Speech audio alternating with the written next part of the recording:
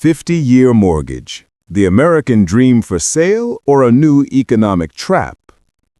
Welcome to the Finanzas 360 Grau channel. Today, we're diving into a proposal that's stirring intense debate in the United States, one that could reshape not only the housing market, but the global financial system. The introduction of 50-year mortgages, recently endorsed by former President Donald Trump. At first glance, it sounds promising. Smaller monthly payments, more people qualifying for home loans, and the dream of home ownership finally within reach for millions. But beneath this illusion of affordability lies a ticking economic time bomb, one that could redefine the concept of debt and transform the American dream into a multi-generational financial burden. Where did this idea come from? During a recent rally, Donald Trump proposed extending mortgage terms to 50 years as a way to reignite the housing market and make home loans more accessible. Traditionally, the U.S. standard is a 30-year mortgage, already considered long compared to most international norms. The logic sounds simple enough. If people can't pay for a home in 30 years, why not give them 50? However, in practice, stretching the term this far alters the entire foundation of household debt.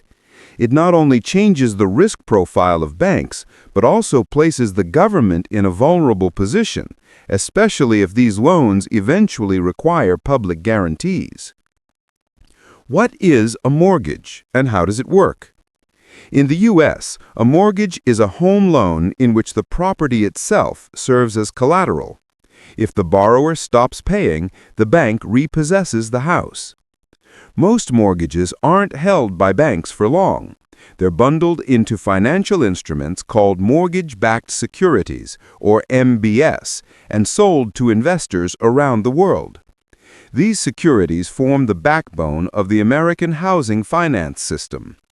This very structure was at the center of the 2008 financial crisis, when millions of homeowners defaulted and those MBS investments collapsed, triggering a global economic meltdown.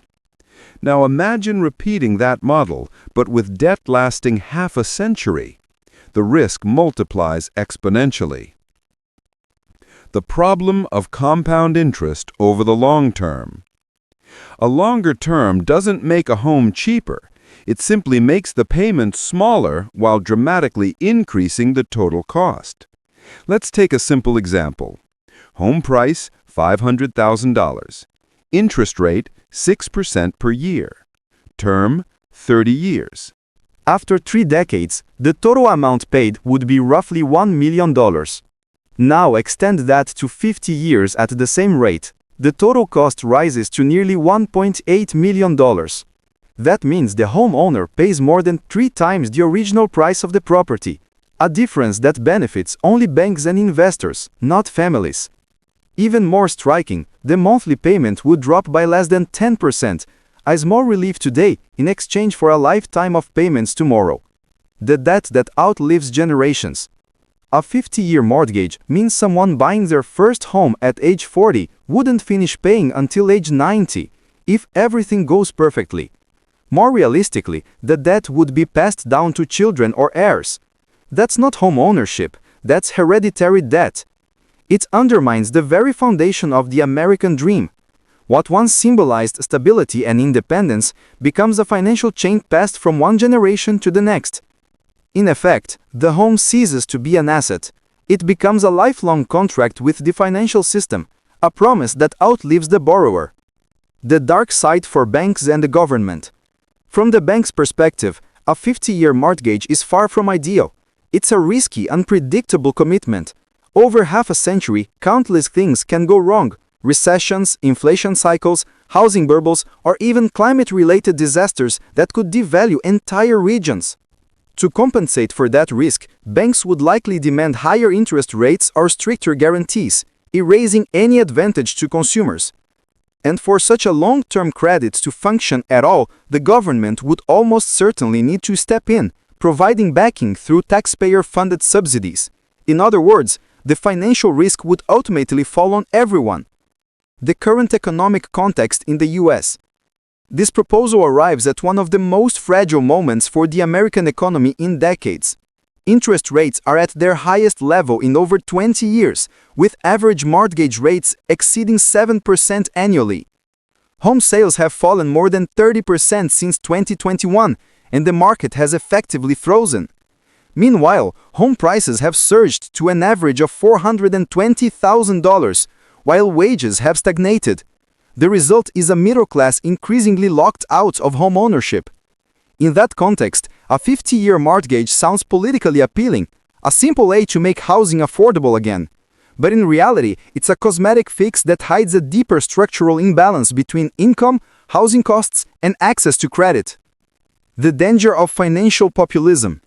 This is a textbook case of financial populism, a quick, flashy solution to a complex, long-term problem. It's powerful politically because it offers hope in times of frustration, but economically it's unsustainable. Long-term credit doesn't create wealth, it simply postpones collapse. It's like sweeping dirt under the rug. The floor looks clean, but the mess is still there, slowly piling up out of sight. The real problem with the housing market. The true issue isn't the duration of the loan, it's the soaring cost of housing itself. Construction costs have exploded due to land shortages, material inflation, and the lack of skilled labor. What the US needs isn't infinite credit, it's an expansion of affordable housing supply. As long as public policy focuses on how to finance what's expensive instead of how to make the essentials cheaper, the market will remain broken. Global impacts and possible reflections in Brazil.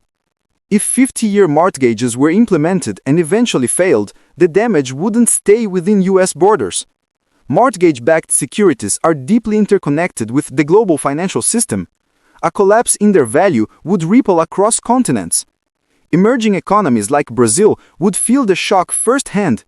Many investment funds that operate in Brazil also hold US mortgage assets. A housing crash in the United States could trigger a domino effect, devaluing portfolios, tightening credit, and slowing growth worldwide. A paper dream.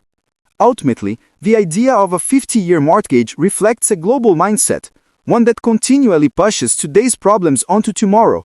From climate change to personal debt, the pattern is the same: delay the reckoning and hope for the best.